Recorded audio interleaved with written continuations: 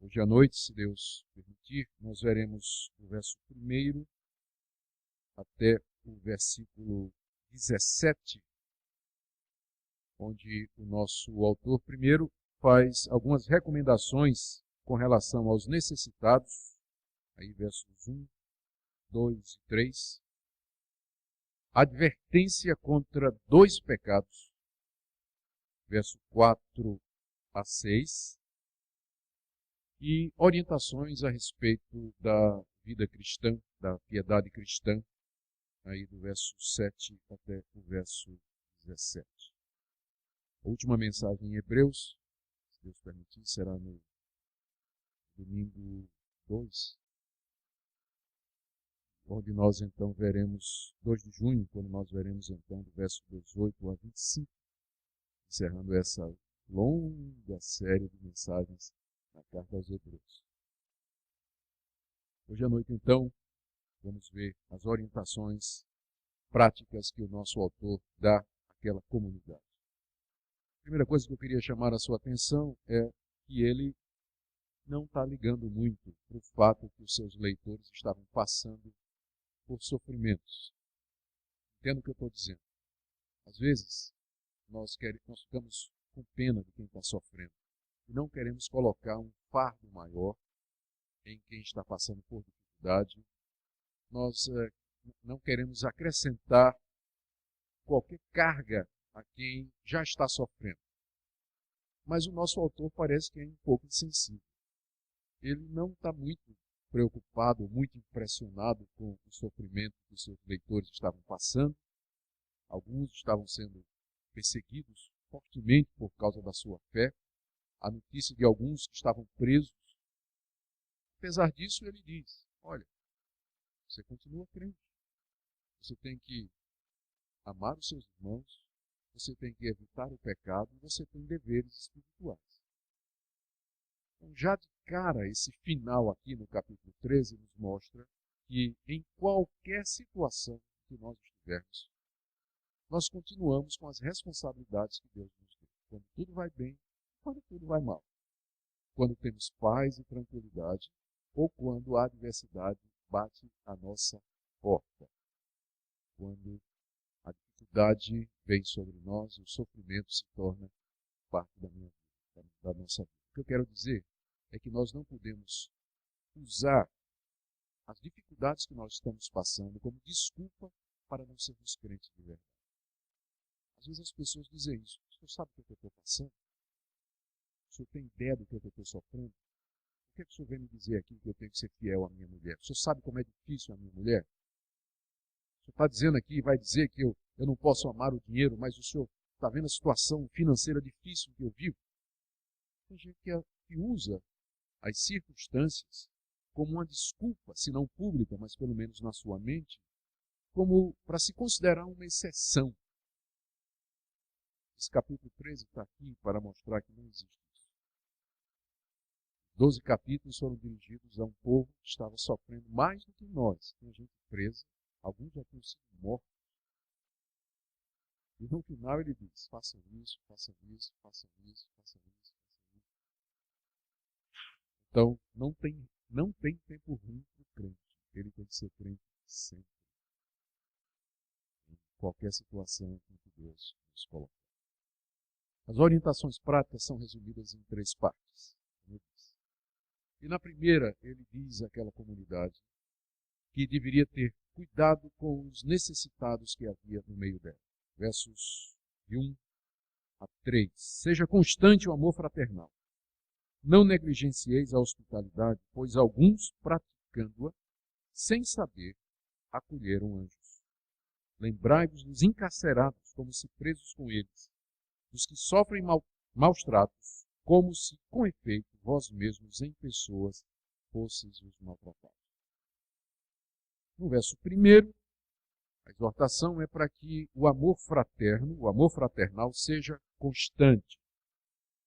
É importante observar que a palavra que ele usa aqui, que é traduzida como amor fraternal, é diferente da palavra que normalmente significa amor. A palavra para amor mais comum no Novo Testamento é a palavra ágape. significa amor em geral. Só que ele está usando aqui uma outra palavra para amor, que significa, na verdade, amor entre irmãos. É a palavra grega Filadelfia. Significa amar ou prezar, gostar, ter cuidado dos irmãos, que foi traduzido aqui como amor fraterno. E ele diz que esse amor fraterno, o amor aos irmãos, que é diferente, ou que está incluído nesse amor que nós devemos ter para com todas as pessoas, nós devemos amar a todos, mas em particular devemos amar os irmãos. A nossa família na fé. É isso que é amor fraterno, amor fraternal. E esse amor, ele diz, tem que ser constante. Literalmente, na língua grega, ele tem que permanecer.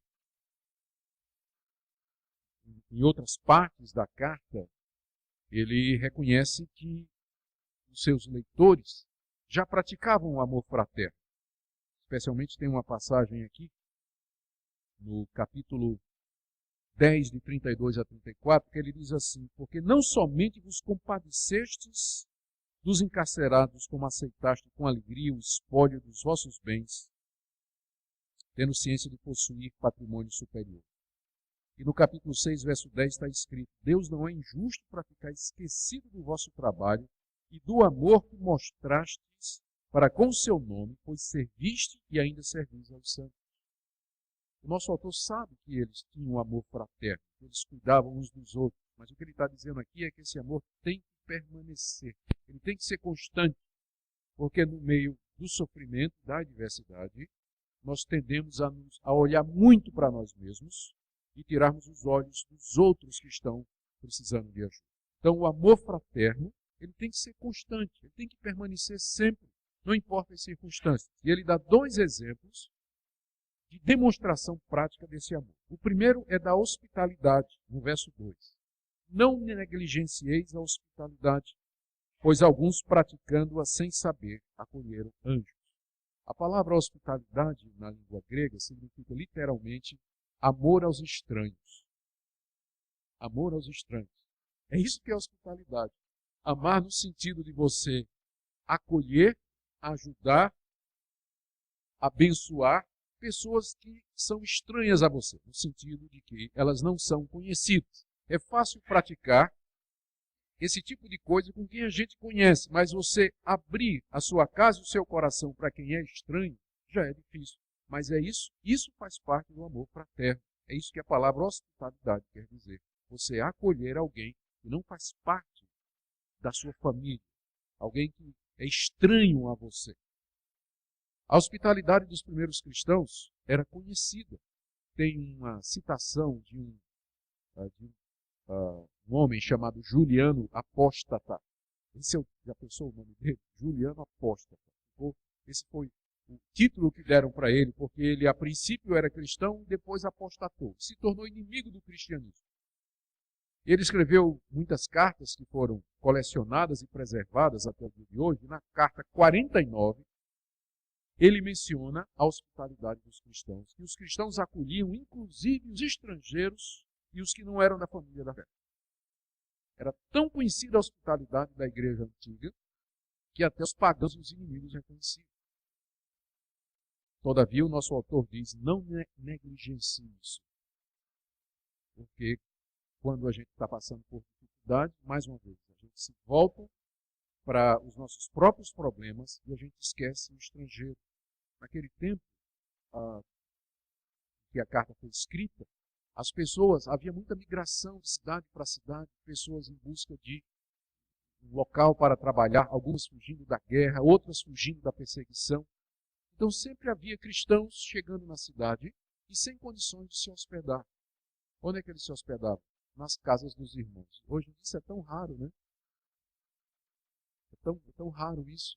Mas era comum naquela época você abrir a sua casa para acolher os irmãos, recebê-los como se fossem família sua mesmo. Não negligencie a hospitalidade, diz o autor. E ele faz aqui, e ele dá uma razão muito interessante.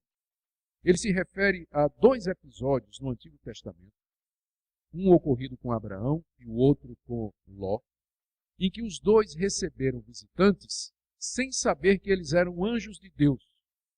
Lá em Gênesis 18, de 1 a 8, está escrito que Abraão estava sentado na sua tenda, em frente à sua tenda, num dia quente. De repente ele levanta os olhos e 3 homens se aproximam. Então ele corre em direção àqueles homens e diz: por favor, entrem na minha casa, vou lavar os pés de vocês, descansem, vou preparar comida. Ele chama Sara, sua esposa, manda matar um bezerro e fazer pão, e ele então serve aqueles homens. Quem eram aqueles homens?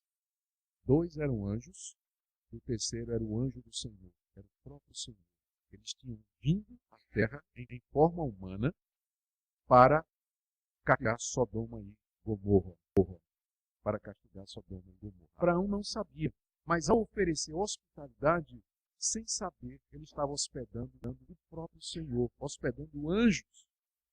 E o outro caso é de Ló, na própria cidade de Sodoma e Gomorra, porque esses anjos saem de lá da presença de Abraão e vão lá na cidade de Sodoma. E quando eles estão entrando na cidade de Sodoma para destruir o lugar, e vão para a praça para passar a noite lá, quem é que eles encontram? Ló. E o que é que Ló diz? De jeito nenhum, vocês não vão ficar aqui na praça. Ló nem sabia quem era. Vocês vão ficar na minha casa. E aí leva aqueles 3, na verdade eram 2, porque um ficou, que era o Senhor, o anjo do Senhor ficou com Abraão. Os 2 homens entram na casa de Ló e os hospedam. E Ló, sem saber, estava hospedando os mensageiros de Deus. Eu não creio que o nosso autor está dizendo que os anjos hoje, passado o período da revelação bíblica, os anjos hoje tomam forma humana para andar entre nós. O mistério dos anjos continua sendo um grande mistério. Tem gente que diz que já viu anjo, né? Ou a gente, na verdade, não sabe muito a respeito da ação desses seres poderosos, majestosos, invisíveis, e são enviados a serviço dos cristãos. O argumento aqui é o seguinte: ao hospedar um estrangeiro, você, sem saber, você está, quem sabe, hospedando um enviado de Deus. Como aqueles 2 no Antigo Testamento receberam os anjos, porque é isso que a palavra anjo significa, tanto no hebraico quanto no grego. Aquele que é mensageiro, que traz uma mensagem. Por isso, não pensando na recompensa, mas pensando no próprio Deus e no seu amor para com todos, nós devemos praticar a hospitalidade e acolher as pessoas. E, no que for possível, demonstrar amor, satisfazendo as suas necessidades. É isso que significa o que está no verso 1. Seja constante o amor fraternal, o amor entre irmãos. Tanto, especialmente no lugar com relação à hospitalidade. Mas tem uma outra coisa. Está aí no verso 3. Lembrai-vos dos encarcerados, como se presos com eles, dos que sofrem maus tratos, como se com efeito vós mesmos em pessoa fosseis os maltratados.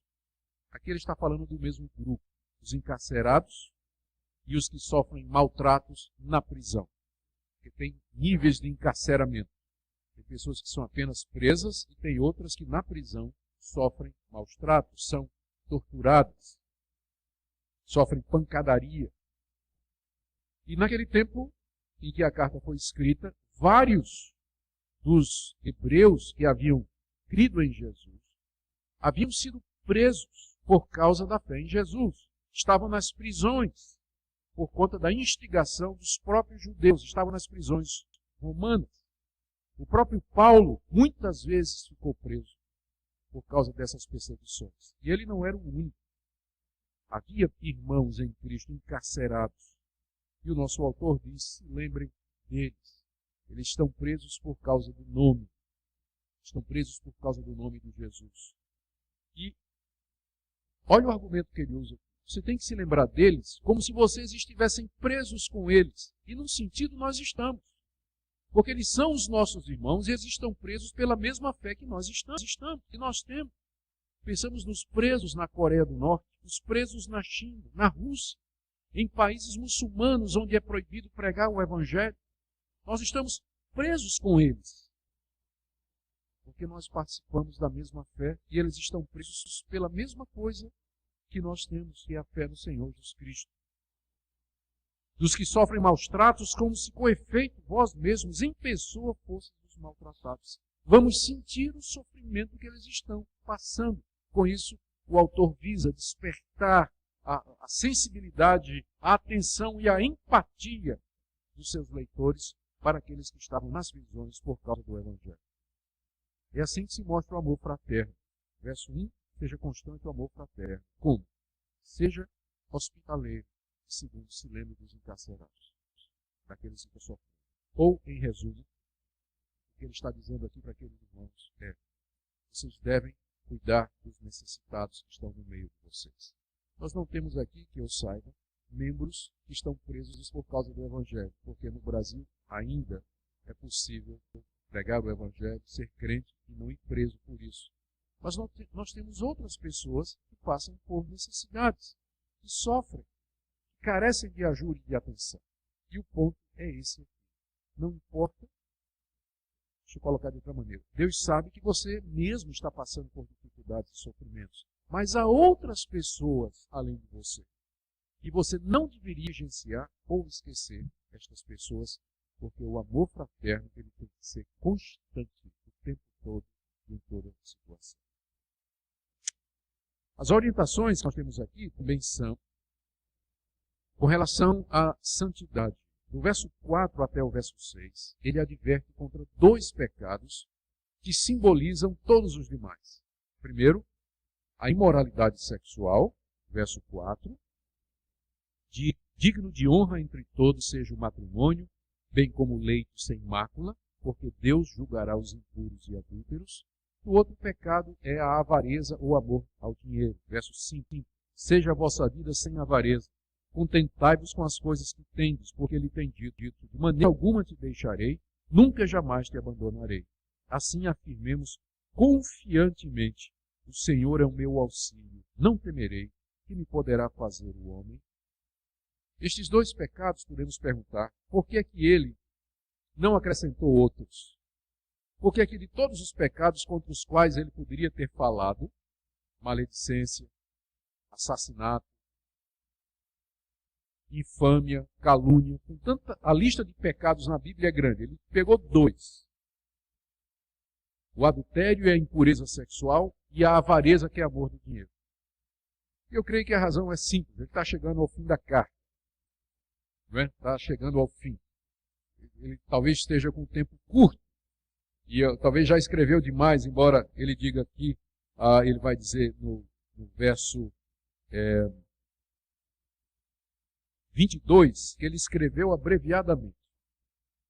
Eu imagino se ele tivesse escrito mais à vontade. Ele acha que a carta dele é breve, é a maior do Novo Testamento. Ele acha que escreveu abreviadamente. Então, mas talvez por outros motivos, ele está colocando dois apenas. Creio que é porque ele quer resumir nesses dois a advertência contra todos os demais, porque desses dois pecados em particular, nascem todos os outros. Alguém já disse que as duas barras que derrubam qualquer pessoa é a barra da saia e a barra do ouro, né? Exatamente, sexo e dinheiro. Sexo e dinheiro.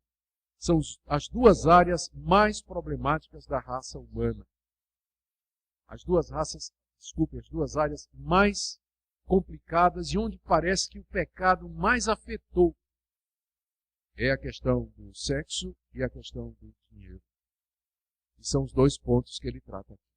Primeiro, com relação à imoralidade sexual, no verso 4, ele faz uma exortação para que o matrimônio, que é o remédio de Deus contra a imoralidade, seja digno de honra entre todos. E Deus determinou para combater a impureza sexual foi o matrimônio, o casamento. Deus nos fez pessoas sexuadas. Foi Deus quem nos criou com sexo.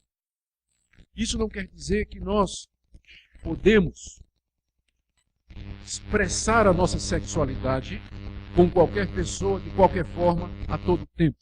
Deus criou um ambiente apropriado para a expressão sexual, que é o matrimônio, é o casamento. Por isso que o casamento está sob ataque hoje dos ímpios. É uma instituição que vem sofrendo desgaste e ataques cada vez mais ferrenhos por parte do mundo íntimo.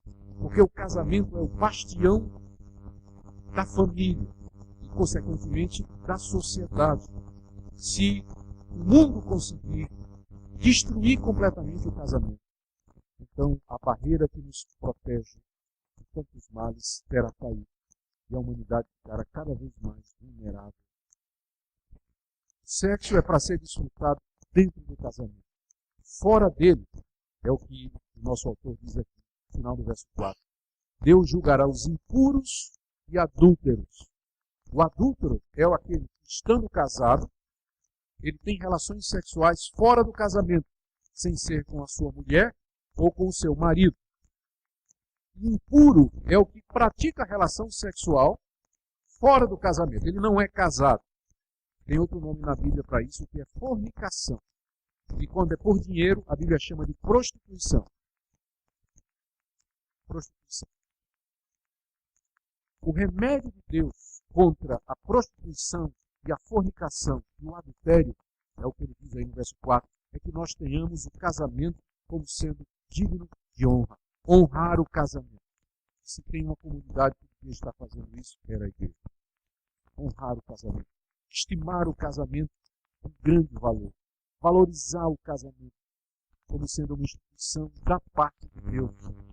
E não somente olhar para o casamento e ver o casamento como instituição divina e querer casar, em vez de viver junto, mas casar como Deus manda. Mas não somente isso, os casados também devem zelar, ainda no verso 4, para que o leito seja sem mácula. Que a cama de casal, onde vocês dormem, não seja contaminada porque você se deitou em outra cama.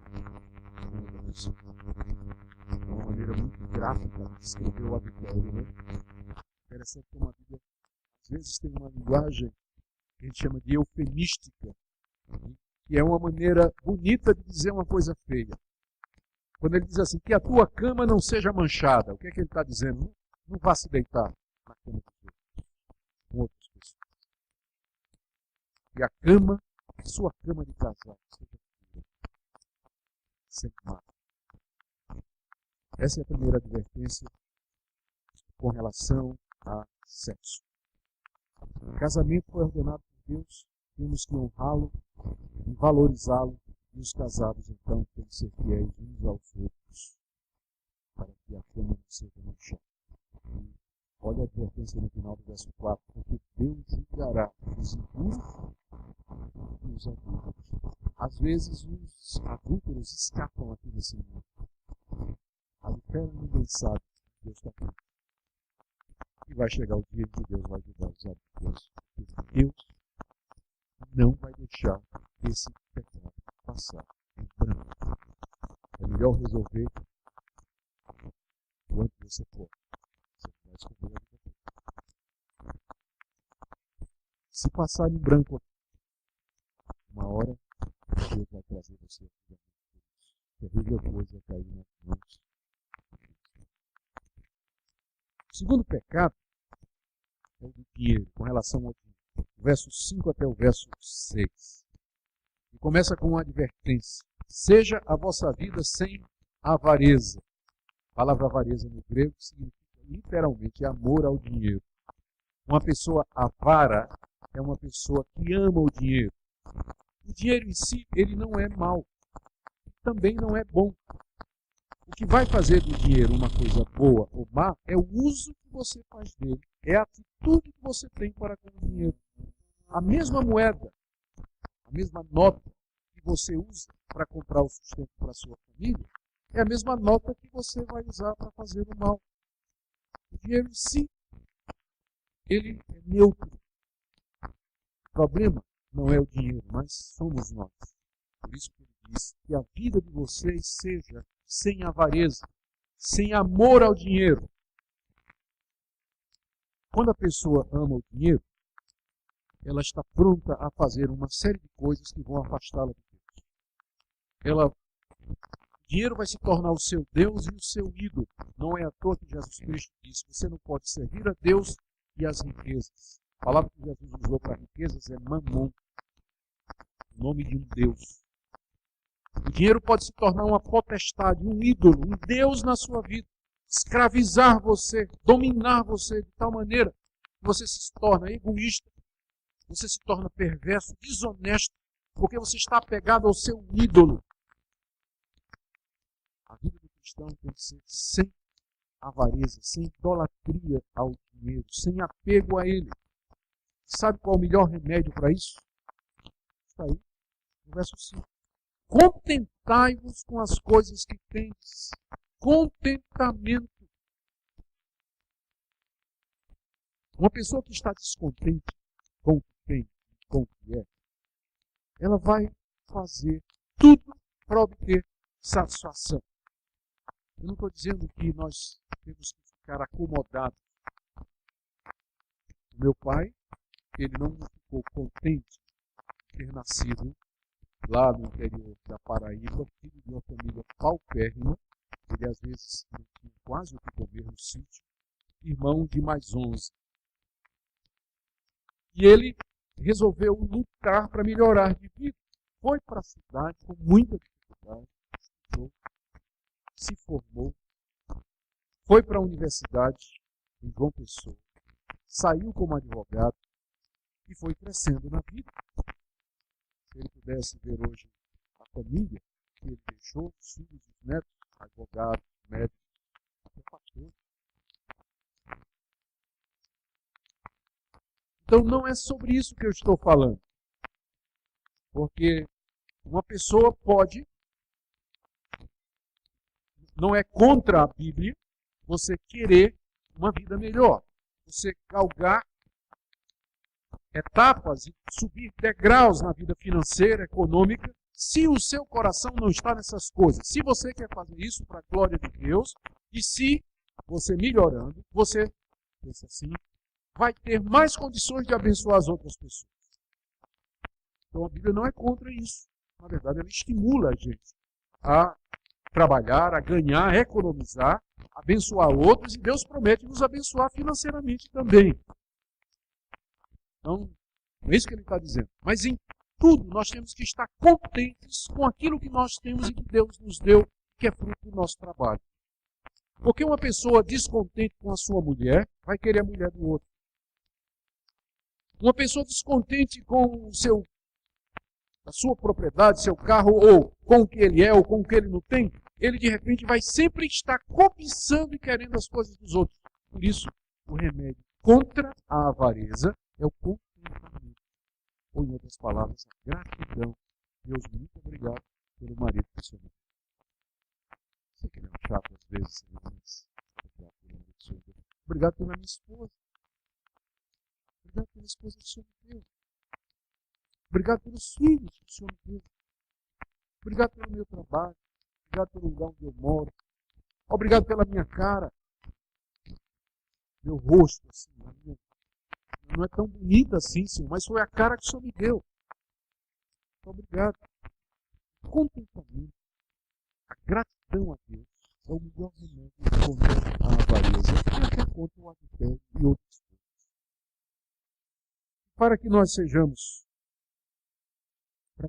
para nos ajudar a ser contentes, sem ficar com medo do futuro, ele acrescenta no final do verso 5, passagens que nós encontramos em Deuteronômio 31, versos 6 a 8, também no livro de de Josué, capítulo 1, verso 5.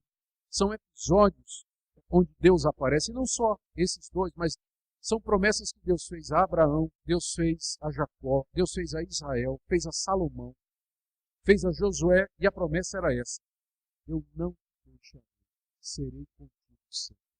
Essa promessa está feita no Antigo Testamento a umas 10 pessoas. E agora o nosso autor pega essa promessa e traz para nós, para dizer por que nós temos que viver contentes. A resposta é essa, final do verso 5, porque Deus tem dito: de maneira alguma te deixarei, nunca jamais te abandonarei.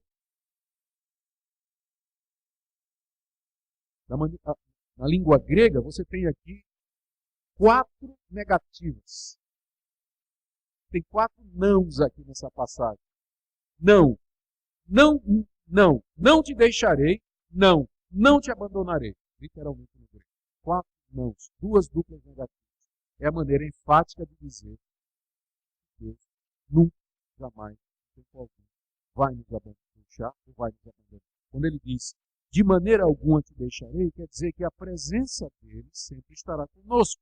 Quando ele diz, nunca jamais te abandonarei, quer dizer que a ajuda dele sempre vai estar conosco. Pela sua presença e pela sua ajuda, Deus então vai suprir as nossas necessidades. Por isso, contentai-vos com o que tem.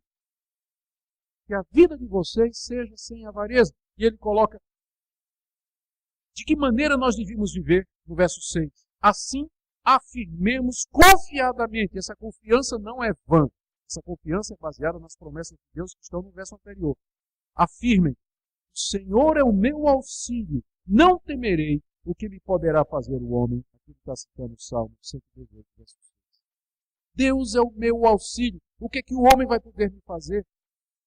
O que é que o ser humano pode fazer contra mim? O máximo que ele pode fazer é me matar. Mas Deus é Senhor da minha alma e da minha vida. Os bens mais preciosos pertencem a Deus e homem nenhum pode arrancar de mim aquilo que Deus em Cristo Jesus. Por isso, ainda que eu esteja passando por necessidade, passando por dificuldade, eu confiarei em Deus que Ele jamais me deixará, jamais me abandonará. Contentamento. E você tem a orientação da palavra de Deus, como você viver nesse mundo contente, sem amar o dinheiro. O dinheiro é um patrão terrível. Quem é escravo do dinheiro sofre.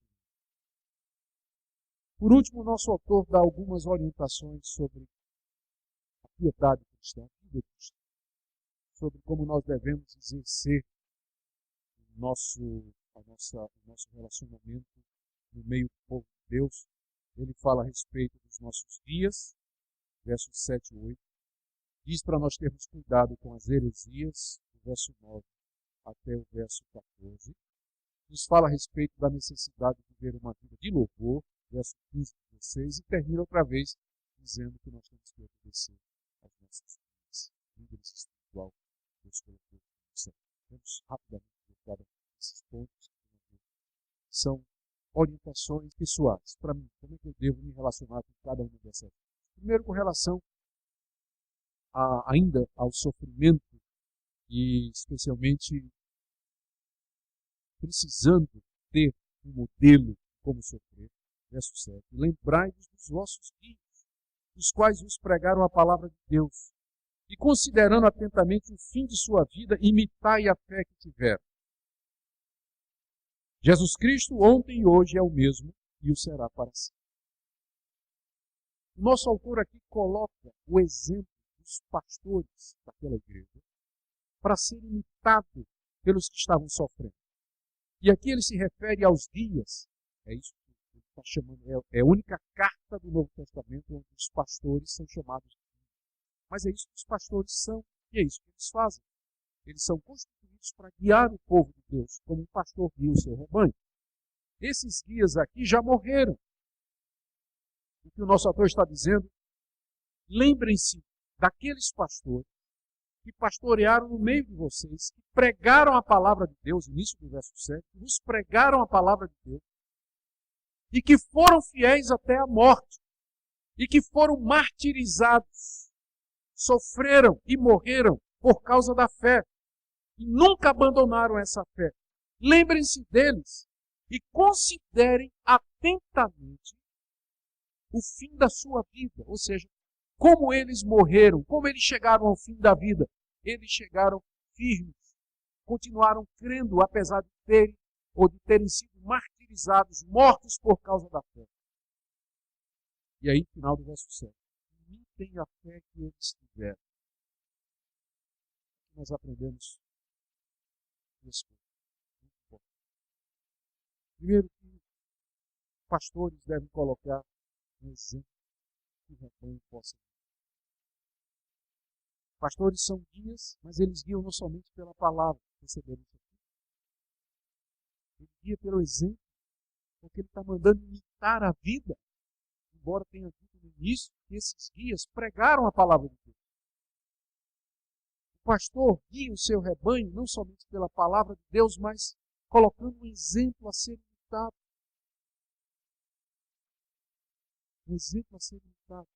De tal maneira que, anos depois da sua morte, alguém possa dizer: lembra daqueles pastores? Considere atentamente a vida deles e imitem a fé que eles tiveram. A palavra considerar atentamente no grego é uma palavra que é usada para arte. Quando você está diante de uma obra de arte, você está analisando aquela obra de arte. É você olhar com cuidado, examinar sobre todos os ângulos. Pastores que podem ter a sua vida examinada pelos fiéis. Servir de exemplo de fé, de conduta. Que Deus levante no nosso país líderes, pastores que podem servir de modelo para o rebanho. Porque há uma crise hoje no Brasil de liderança espiritual. Não são muitos que nós podemos dizer: imite. Imite a vida, imite a conduta. É escândalo em cima de escândalo, queda em cima de queda, crise em cima de crise no meio da igreja evangélica. A gente fica olhando assim, procurando quem nós poderíamos aplicar esse versículo. Segunda coisa que nós aprendemos aqui é o respeito e a memória que nós devemos ter daqueles que Deus colocou em nossa vida para nos guiar. Eles funcionam como referencial para nós. E eles não devem ser ignorados. Eles devem ser lembrados. E os ensinamentos deles e a vida deles devem servir de norte e rumo para nós. Lembrem-se dos seus guias. Examinem a vida deles. Imitem a fé que eles tiveram. Ele diz no verso 8, um encorajamento. Jesus Cristo, que sustentou aqueles guias para que fossem fiéis até a morte, ontem, quando ele sustentou aqueles guias, e hoje, ele é o mesmo. E vai ser para sempre. Essa palavra está aqui como um encorajamento. O mesmo Jesus que sustentou esses pastores e os guiou e os abençoou para que eles fossem fiéis até a morte, é o mesmo Jesus ontem, quando estava lá com eles, e hoje. E ele pode também sustentar você no meio do sofrimento e da dor. E ele será assim para todo sempre, porque ele não muda. É o mesmo Senhor poderoso, Senhor da glória, imutável. O seu propósito permanece. Esse é o primeiro dever, a primeira orientação com relação aos guias que Deus colocou na nossa vida e que servem de modelo para a nossa fé, lembrando que o Senhor Jesus, que os sustentou, haverá também de nos sustentar nos nossos sofrimentos. A segunda orientação, está aí do verso 9 até o verso 14, tem a ver com a questão doutrinária. É importante isso ao final da carta, porque durante a carta toda ele estava dizendo aos seus leitores: tenham cuidado para que vocês não voltem para o antigo sistema do judaísmo, porque esse sistema foi superado, ele já foi ultrapassado, a verdade chegou plenamente em Cristo Jesus. E ao terminar a carta, ele não consegue deixar de fazer mais uma exortação.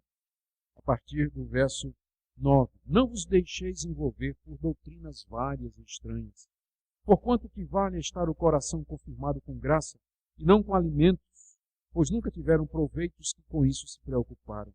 Possuímos um altar do qual não tem direito de comer os que ministram no tabernáculo, pois aqueles animais cujo sangue é trazido para dentro do Santo dos Santos pelo sumo sacerdote, como oblação pelo pecado, têm o corpo queimado fora do acampamento. Por isso foi que também Jesus, para santificar o povo, pelo seu próprio sangue sofreu fora da porta. Saiamos, pois, a ele fora do arraial, levando o seu vitupério. Na verdade, não temos aqui cidade permanente, mas buscamos aqui a. Pode parecer um texto complicado, mas ele é muito simples, na verdade. O que ele está advertindo aqui os seus leitores é para não se deixar envolver com doutrinas estranhas ao Evangelho, e em particular ele está pensando as doutrinas do judaísmo, de onde eles tinham vindo.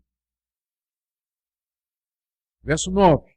Não vos deixeis envolver por doutrinas várias e estranhas. Elas existem, elas estão aí. Existem falsos profetas, que ensinam aquilo que Deus nunca mandou, que inventaram conceitos e práticas que estão fora da Bíblia e que procuram enganar os incautos. Mas nós somos advertidos a ter cuidado e a examinar todas as coisas. É uma lástima quando os cristãos ficam ouvindo tudo, escutando tudo, lendo tudo, contribuindo para tudo, sem nunca fazer um filtro. Sem querer, você pode estar contribuindo para um falso profeta. Comprando um livro dele. Tem doutrinas várias e estranhas. Doutrinas várias e estranhas. Estranhas ao Evangelho. Estranhas à revelação de Deus. Quando ele diz aí, não vos deixeis envolver, envolver aqui significa se deixar levar por essas doutrinas, ser iludido, levado avante. E ele traz várias argumentações. O que ele tem em mente aqui, especialmente aquelas doutrinas estranhas do judaísmo, que ensinavam a salvação pelas obras da lei. Aí ele argumenta aqui, ainda no verso 9. O que vale é estar o coração confirmado com graça e não com alimentos, pois nunca tiveram proveitos que com isso se preocupavam. Ele está falando que no Antigo Testamento as pessoas se preocupavam muito com a questão dos alimentos. Não pode comer carne de porco, não pode comer sangue, não pode comer animal que tenha a unha fendida e não rumina, não pode comer animal que rumina, mas a unha é fendida. Ou leis, muitas leis a respeito da comida. E os judeus eram muito escrupulosos com isso.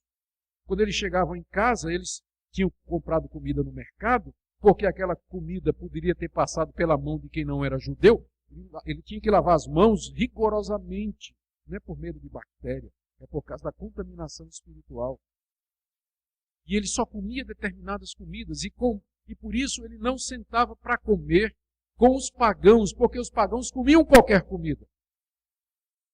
Tinha uma dieta religiosa muito estrita, e eles pensavam que aquilo que observar, esse tipo de regra, não coma isso, era aquilo que ia alimentar o coração diante de Deus.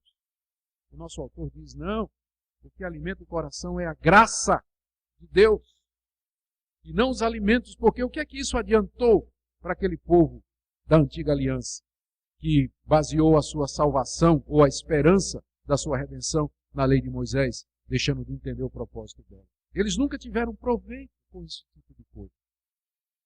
E aquilo que é verdade naquela época é verdade hoje. Você olha para pessoas que são legalistas, que querem agradar a Deus por uma série de normas e de regras. Não come isso, não toca aquilo, não faz isso. E você percebe, não vê ali graça. Você não vê poder, misericórdia, amor, vida transformada. Porque estas coisas não têm efeito. Comida entra e sai e não passa pelo coração. O que alimenta o coração é a graça de Deus em Jesus. É isso que nos alimenta, é isso que nos fortalece. Ele é o pão do céu, que desce de Deus para dar vida ao mundo. Do verso 10 até o verso 14, o nosso autor diz uma coisa que nos parece estranha, no mínimo. É o único lugar na Bíblia onde isso aqui está sendo dito, esse conceito está sendo dito. Quando nós pensamos nos sacrifícios dos animais no Antigo Testamento como símbolo de Cristo, nós geralmente pensamos naquele momento em que o sacerdote toma um animal, leva lá no altar, sangra o animal, derrama o seu sangue, e aquele sangue é aspergido, é derramado. E aquilo nós entendemos era um símbolo do sacrifício de Cristo na cruz do Calvário, o que é verdade também. Olha, o que é verdade. O próprio autor aqui, várias vezes na carta, ele disse que o sangue daqueles animais era uma figura do sangue de Cristo.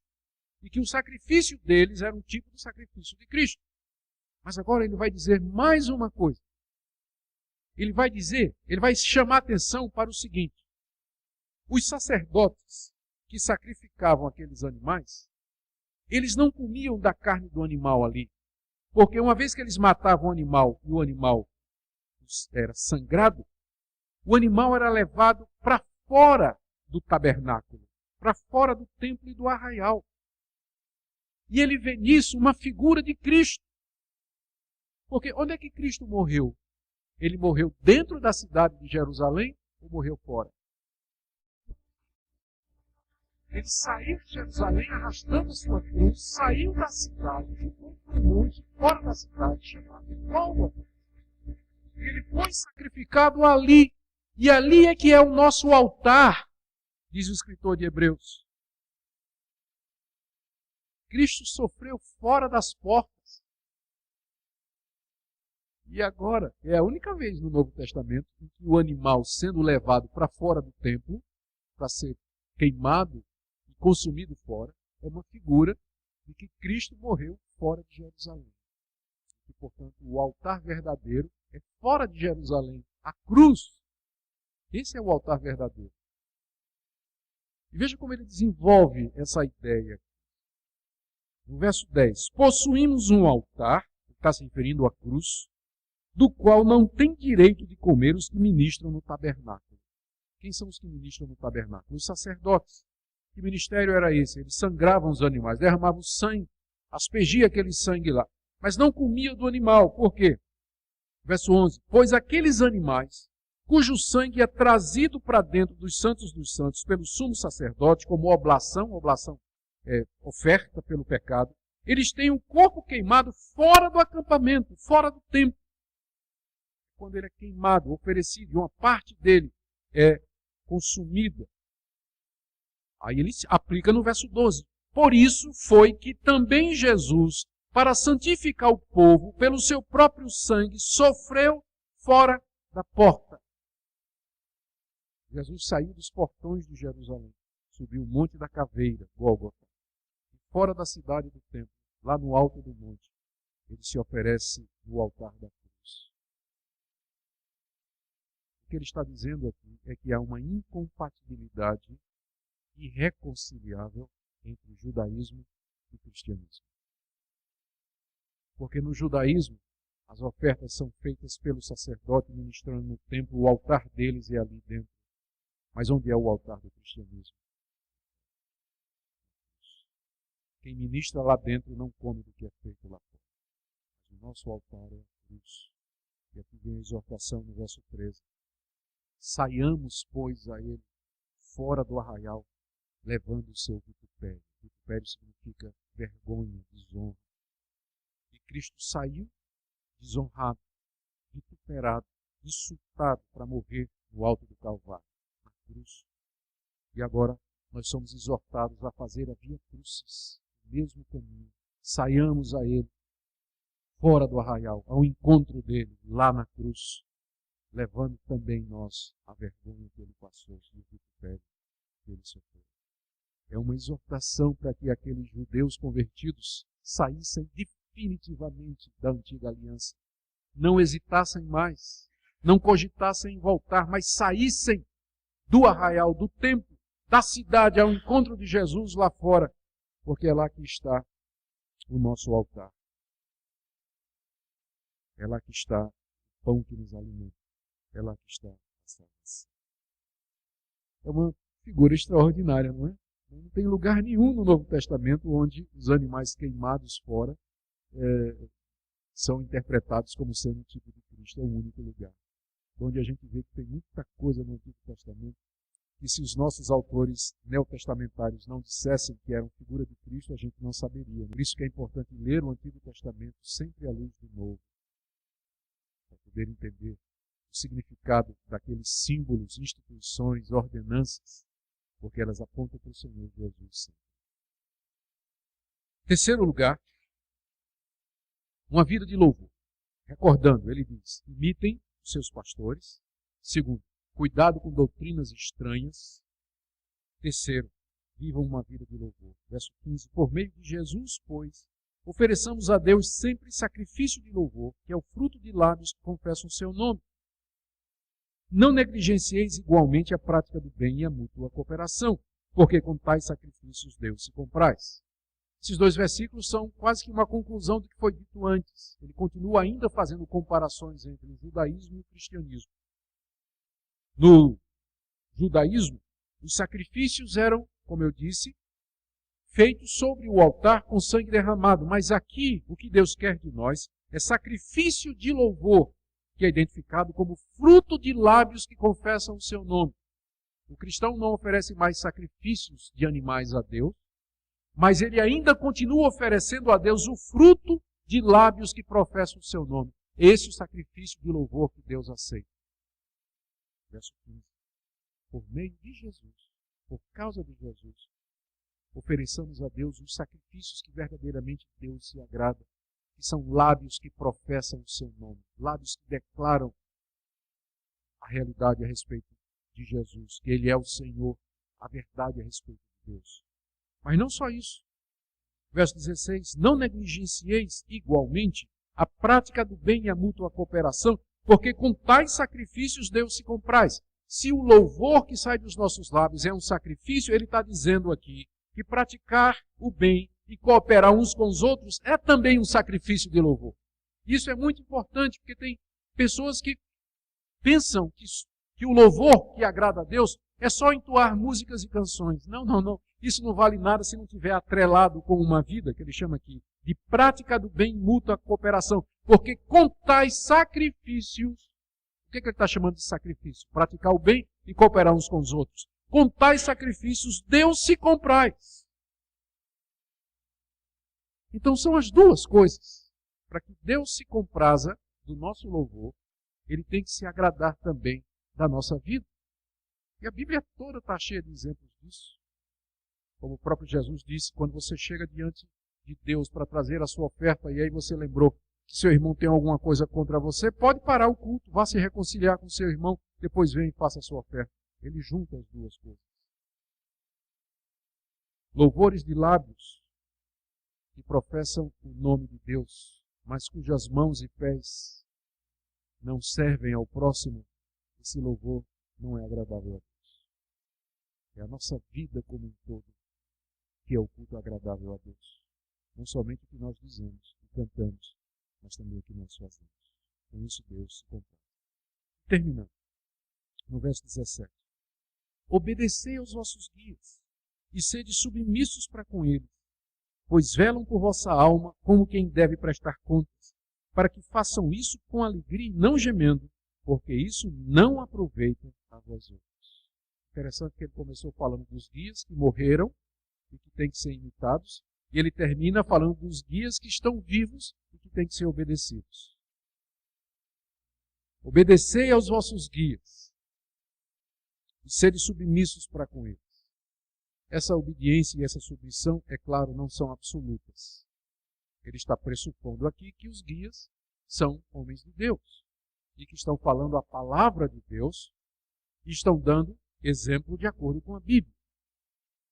Portanto, se os nossos guias estiverem dentro da Bíblia e eles estão ensinando a verdade de Deus, nos compete ouvi-los como se estivéssemos ouvindo a própria voz de Deus. Deus está falando através deles. É por isso que ele diz, seja submisso. Nós não devemos ser submissos a homem nenhum, porque a nossa consciência está presa a Deus. Mas quando Deus fala através de um homem, e ele está dizendo a palavra de Deus para nós, submeter, acatar e obedecer, é a mesma coisa que fazer isso a Deus, porque Deus nos fala através dele. Nós não estamos cativos a homem nenhum. O crente é livre. Mas quando ele ouve a palavra de Deus, ele se submete, ele sujeita. Há guias contra os quais nós devemos protestar. O crente não é chamado a ouvir todos os guias sem julgamento. Porque nós temos que analisar o que nos é pregado. Você tem a liberdade de abrir a sua Bíblia e conferir o que o seu pastor diz, se está de acordo com a palavra de Deus. E se não estiver, você não tem compromisso de obedecer. Você não tem compromisso de obedecer. É muito popular hoje no meio evangélico aquela frase, não toqueis nos ungidos do Senhor. Você começa a criticar alguém, aí lá vem os defensores dizendo, está escrito, não toque nos ungidos de Deus. Quem disse essa frase foi Davi, com relação a Saul, que era um rei ímpio, mas tinha sido ungido por Deus para ser rei de Israel. E estava querendo matar Davi. E Davi teve a ocasião de matar Saul. E não quis. Os amigos de Davi disseram, mata. Davi disse: longe de mim estender a mão contra o ungido do Senhor. Davi não queria ser aquele que mataria o rei ungido. Mas isso não evitou Davi de criticar Saul, de exortar Saul e de advertir Saul de toda a impiedade que ele estava fazendo. Então, não vamos usar essa frase, não toque no ungido de Deus, para defender falso profeta que está ensinando o erro, está iludindo o povo. Nós temos que ser submissos e obedientes aos verdadeiros guias que nos pregam a palavra de Deus, ensinam a palavra de Deus. Mas se ele sair da palavra de Deus, eu tenho que, na verdade, ir contra ele, falar contra ele. E não me submeter a minha consciência a falsos profetas que são levados por motivos estranhos. A razão pela qual eu devo obedecer aos guias e me sujeitar a eles, entendendo os guias como sendo homens de Deus, ele dá aqui dois motivos.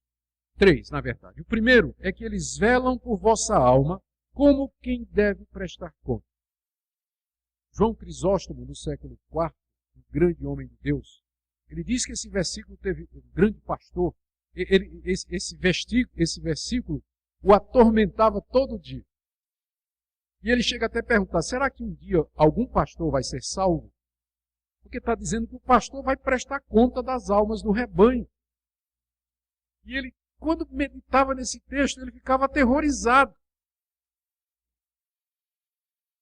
Essa é a primeira razão pela qual você deve obedecer aos seus guias. Porque você está com pena deles. Porque eles vão prestar conta da alma de vocês. É isso que é a responsabilidade do pastor.